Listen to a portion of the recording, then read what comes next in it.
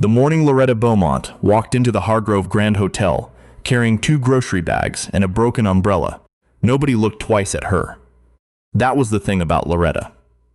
She had spent 61 years learning how to disappear inside a room. Not because she was small. She was not small.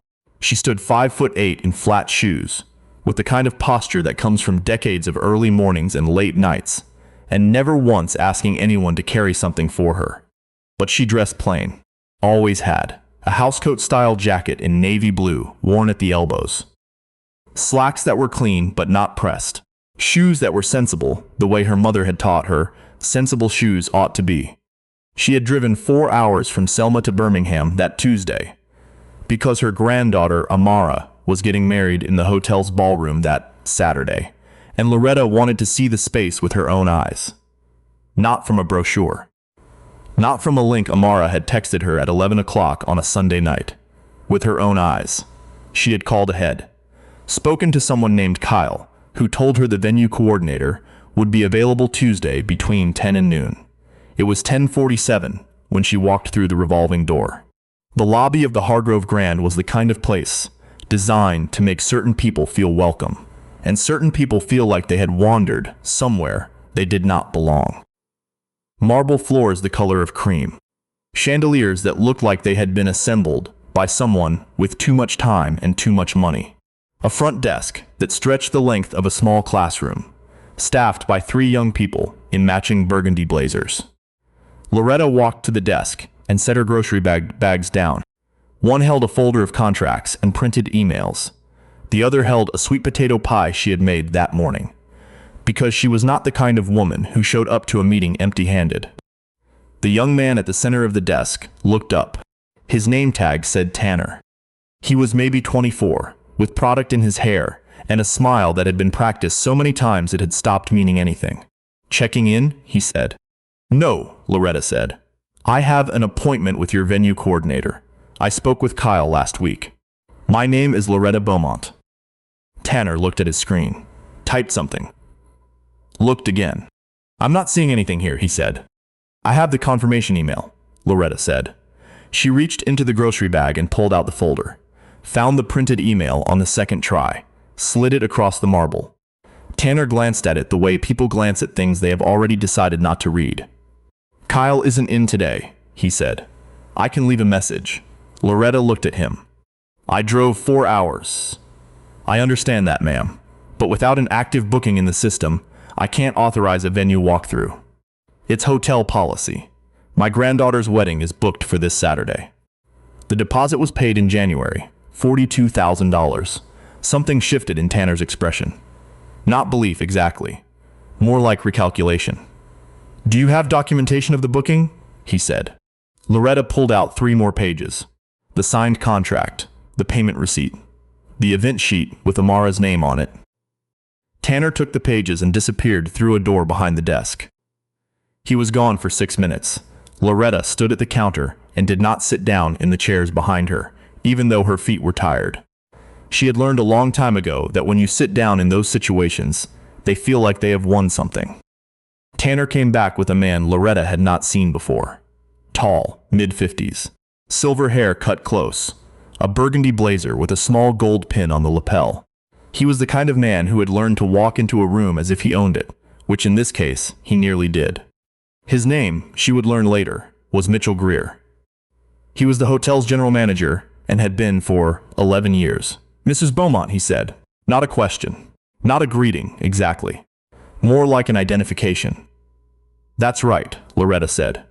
"I understand you're here about the O.C. Beaumont event this Saturday. My granddaughter's wedding, yes." Mitchell Greer looked at the papers in Tanner's hand, then back at Loretta. He did not reach out and shake her hand. He did not offer to take her to the ballroom. He folded his hands in front of him and said, "I'm going to need to be honest with you." Loretta said nothing. She had learned that too. "We've had a situation come up with that booking," Mitchell Greer said. "A corporate client has expressed interest in the ballroom for Saturday. A very significant client. And given that your deposit represented a partial payment, there is some flexibility in the contract that—" "There is no flexibility in that contract," Loretta said. Her voice did not rise. It never did. The remaining balance is due Friday. It will be paid Friday. The contract is valid. Mitchell Greer smiled. It was not Tanner's practiced smile. It was something slower and more deliberate. The smile of a man who had spent decades making people feel that their concerns were reasonable, but ultimately beside the point. Mrs. Beaumont, he said, I want to make this easy for you. We can offer a full refund of the deposit, plus a 30% discount on a future booking. And I can personally recommend 2 other venues in the area that I am not interested in another venue, Loretta said. My granddaughter chose this hotel. Her fiancé's family flew in from Accra. We have 140 guests arriving Friday. I am not interested in another venue. Mitchell Greer's smile thinned. I understand this is disappointing, he said. But the decision has been made at the ownership level. I'm not in a position to override it. Loretta looked at him for a long moment. What is the name of the ownership? She said. That information isn't something I'm able to share. Then I would like the name of your legal department. I can provide you with a general contact number. I would like the name, Loretta said, not a number. Mitchell Greer looked at her the way people look at something they have underestimated, and are only now beginning to reassess. I'll have someone send you that information by end of day, he said. He turned and walked back through the door. Tanner handed Loretta's papers back across the counter without meeting her eyes. Loretta picked up her folder. She picked up her grocery bags. She looked at the sweet potato pie for a moment, and then set it on the counter. For the staff, she said. Then she walked back out through the revolving door. She sat in her car for 12 minutes. Not because she was upset. She was upset, but that was not why she sat there. She sat there because she needed to think clearly, and she had learned that thinking clearly requires stillness, and stillness requires a closed door and no one looking at you. She went through what she knew. The contract was valid. She had had it reviewed by a lawyer before Amara signed it. A habit from years of running her own business, because Loretta Beaumont had not spent 34 years building Beaumont Property Holdings by signing things she had not had reviewed. She had started with 1 duplex in Montgomery in 1991. She now owned 47 residential and commercial properties across Alabama, Georgia, and Tennessee. She was not a woman who signed things she had not had reviewed. The deposit had been paid. The remaining balance, $61,000, was due Friday. She had the funds. She had always had the funds. What she did not have was time. It was Tuesday. The wedding was Saturday. She picked up her phone and called her attorney, a woman named Patricia Hollins, who had been handling Loretta's contracts for 19 years, and answered the phone before the second ring. Pat, Loretta said, I need you to listen. She told her everything. Patricia Hollins listened without interrupting, which was one of the things Loretta had always appreciated about her. When Loretta finished, Patricia said, Give me 2 hours. I don't want to sue them after the fact, Loretta said. I want Amara in that ballroom on Saturday. I understand, Patricia said. Give me 2 hours. Loretta drove to a diner 3 blocks from the hotel and ordered coffee and a piece of cornbread and sat by the window and looked at her phone. She did not call Amara. Amara was 28 and brilliant, and about to marry a man named Kofi, who was kind and steady, and worked in public health, and she was right now at home with her mother going over seating charts and thinking about Saturday. And Loretta was not going to let what had just happened touch her until there was no other choice. She called her eldest son, Marcus, instead. Marcus picked up on the first ring. Mama, he said, he always knew. I'm fine, Loretta said. I need you to pull something up for me. She asked him to find the corporate registration for the Hargrove Grand Hotel. It took him 11 minutes. He called her back. It's registered to a holding company called Meridian Hospitality Group, he said. Based in Atlanta. And Meridian? That's where it gets interesting, Marcus said. Meridian is a subsidiary of Callaway Reeves Capital, private equity. They own about 40 hotels across the Southeast and Mid-Atlantic. Loretta set down her coffee cup. Marcus, she said, who sits on the board of Callaway Reeves Capital? She could hear him typing. 7 members, he said. 4 names I don't recognize. 1 former senator, 1 retired judge. He paused. And, Loretta said. And Elaine Beaumont O.C., he said slowly. Is that, Mama, is that your Aunt Elaine? Loretta said. Yes. There was silence on the line. Loretta's younger sister, Elaine Beaumont Osei, had left Alabama at 19 to study finance at Spelman. She had spent 20 years in investment banking in New York. She had married a Ghanaian economist named Kwame Osei, which was, incidentally, how the Osei in Amara Osei Beaumont's name had come to exist. Elaine was Amara's grandmother on the other side. This wedding was, in every sense, a family affair, and Elaine had not been told what had happened. Not yet. Because Elaine was 70 years old and had a heart condition, and was currently in Accra with Kofi's family preparing to fly back Friday morning, and Loretta had not wanted to disturb her. But Loretta was also a woman who had spent 61 years learning when not to wait. She hung up with Marcus and dialed her sister. Elaine picked up on the fourth ring. She sounded like she was somewhere loud. Voices in the background, the sound of something being moved. "Retta," she said. "What's wrong?" Not a question either. They had known each other too long. Loretta told her. All of it. The lobby. Mitchell Greer, the smile. The offer of a refund and a recommendation for another venue. When she finished, Elaine said nothing for 4 seconds. Then she said, "Mitchell Greer, that's his name." "Yes, I've met him," Elaine said. "Twice. At board events." Another silence. "Retta," Elaine said, "I want you to go back to that hotel." "Elaine, I want you to walk back through that lobby and sit down in one of their chairs and order a glass of water and wait for me to call you. You're in Accra." "I know where I am," Elaine said. "Go back to the hotel. Order the water. Wait." Loretta drove back to the Hargrove Grand. She walked through the revolving door. She sat down in one of the chairs, low, cream-colored, positioned to face the front desk. And she crossed her ankles and set her grocery bag on her lap, and she raised her hand and asked a passing staff member for a glass of water. Tanner was still at the front desk. He glanced at her once, then away. She waited 23 minutes. Then Mitchell Greer came through the door behind the front desk. He was moving quickly, which was different from before. His face was different too, tighter around the jaw, the slow, deliberate expression gone and replaced with something that looked, to Loretta's practiced eye, like a man who had just been on a phone call he had not enjoyed. He crossed the lobby and stopped in front of her. He did not fold his hands this time. Miss Beaumont," he said, "I owe you an apology." Loretta looked at him. "The decision regarding your booking has been reversed," he said. "The ballroom is yours for Saturday, as contracted. We will be honoring the original terms in full." He paused. "I also want to personally apologize for the manner in which this situation was communicated to you this morning. It was unprofessional, it was wrong, and I am sorry."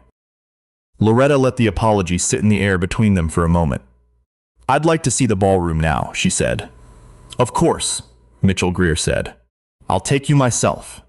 He took her himself. All the way through the corridor lined with photographs of Birmingham's history, through the double doors with the brass handles, into the ballroom with its 40-foot ceilings and windows that faced west, so that on Saturday evening the light would come through at exactly the angle Amara had seen in the photos and fallen in love with. Loretta stood in the center of the room and looked up. It was everything Amara had said it was. Mitchell Greer stood a few feet behind her. He did not say anything. "The floral arrangements arrive Thursday morning," Loretta said without turning around. "The caterer needs access to the kitchen by 7 a.m. Saturday. The sound system check is scheduled for 2 p.m. None of that has changed. None of that will change," Mitchell Greer said. Loretta nodded once. She took out her phone and called Amara. "Baby," she said when Amara picked up. "I saw the ballroom. It's perfect. I don't want you worrying about a thing." She could hear Amara smiling. What happened next came out in pieces, the way these things always do. A member of the Callaway Reeves board, a woman who had been with the company for 9 years and whose name appeared in no press releases, sent a brief message to Mitchell Greer's supervisor at Meridian Hospitality at 1:37 that Tuesday afternoon. The message was 11 sentences. It described what had happened in the lobby of the Hargrove Grand that morning. It noted that the booking in question involved family members of a sitting board member. It said, clearly and without elaboration, that the contract was to be honored in full, and that the general manager was to offer a direct personal apology before end of business. The message was forwarded within 4 minutes. Mitchell Greer received his phone call at 1:59. Loretta never saw the message. She did not need to. But she heard. Through Marcus, who heard through a contact at a Birmingham business publication, that Mitchell Greer was placed on a performance review in the weeks following the wedding, that the hotel's general manager position was restructured, that a new policy was implemented requiring venue booking disputes to be escalated to regional management, not resolved unilaterally by on-site staff. She also heard that Tanner had submitted his resignation before the end of that month. She did not know if that was related. It was not her business either way. What was her business was the wedding, and the wedding was everything. Amara walked down the aisle on Saturday evening in a dress her mother had helped her choose, with the west-facing windows, lit gold behind her, and 140 people standing, and the kind of quiet that falls over a room when something true is happening. Kofi stood at the end of the aisle, with his hands clasped and his eyes bright, and when Amara reached him, he leaned in and said something in her ear that made her laugh, and the laugh spread through the whole room like something released. Loretta sat in the front row in a burgundy suit she had bought specifically for the occasion, with pearl earrings that had belonged to her mother. She did not cry until the vows. She had planned not to cry at all, but the vows undid her, the way vows do when they are said by people who mean them. Afterward, at the reception, Elaine found her at the edge of the dance floor.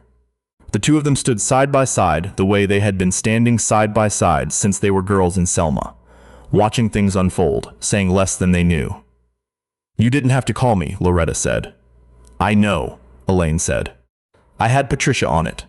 I know that too." They watched Amara and Kofi move through their first dance, slow and unhurried, like people who understood they had time. "He looked at you like you were nobody," Elaine said quietly. "Not angry, just precise. He looked at me the way people look at me," Loretta said. "It's not new." "No," Elaine said. "It's not." A pause. "But it has consequences," Elaine said. "It should always have consequences." Loretta said nothing. She was watching her granddaughter, the gold light, the full room, the thing that almost didn't happen. "It did this time," she said finally. Elaine reached over and took her hand. They stood there until the song ended, and the room erupted, and Amara threw her head back laughing, and the night opened up around all of them like something that had been waiting a long time to begin.